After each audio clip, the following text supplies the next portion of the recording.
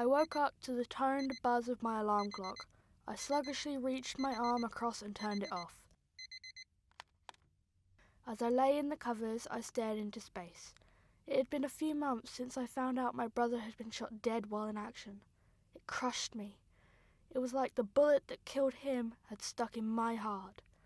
After a while, staring at the ceiling made me dizzy, forcing me to get up and start the day.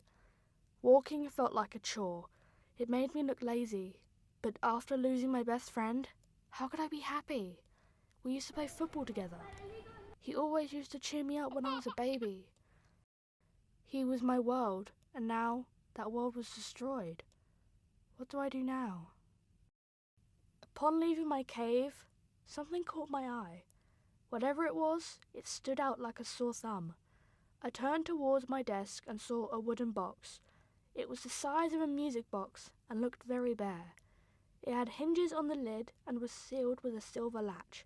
It looked battered and worn out. I picked it up and sat on my bed. The box sat in my lap. It seemed to fit perfectly. As I focused more and more on the box, it became awkwardly ominous. It didn't belong. Out of place, more like. Regardless, I traced the shape of the latch, unlocking it in the process. I slowly opened the lid. I felt like I was breaking a rule in some way, like the box was never supposed to be opened in the first place.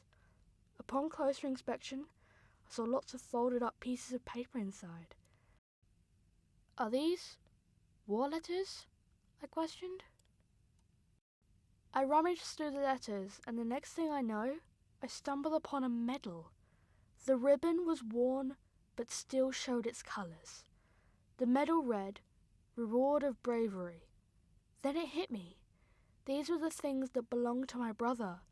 But how did they get here? I thought all of this stuff was buried with him in the coffin. I continued to rummage. Each letter had meaning. With every letter I scanned through, each told a story of his experience in the war. Tears started to form in my eyes.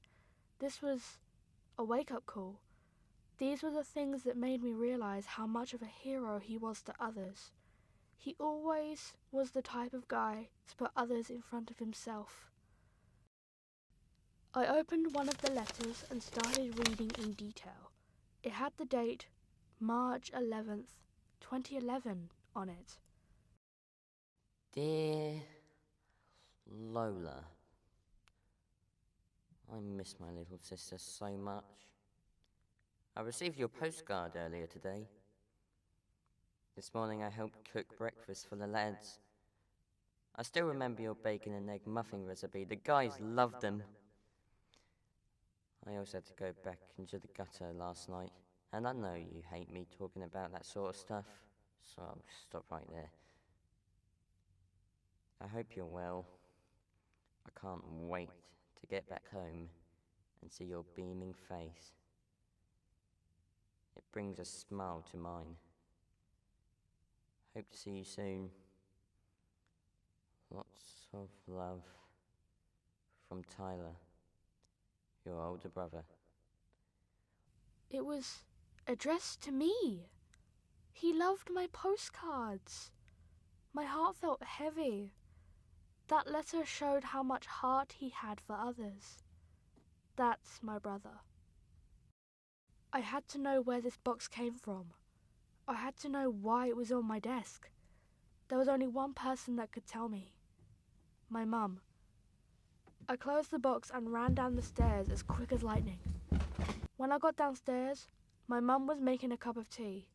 She was dressed in a suit and tie outfit with black flats. "Morning, sweetheart," she said. "I've got to leave in an hour. A big board meeting needs my expertise." She was passionate about her job, but I wanted answers. "Mum, I have something to ask you."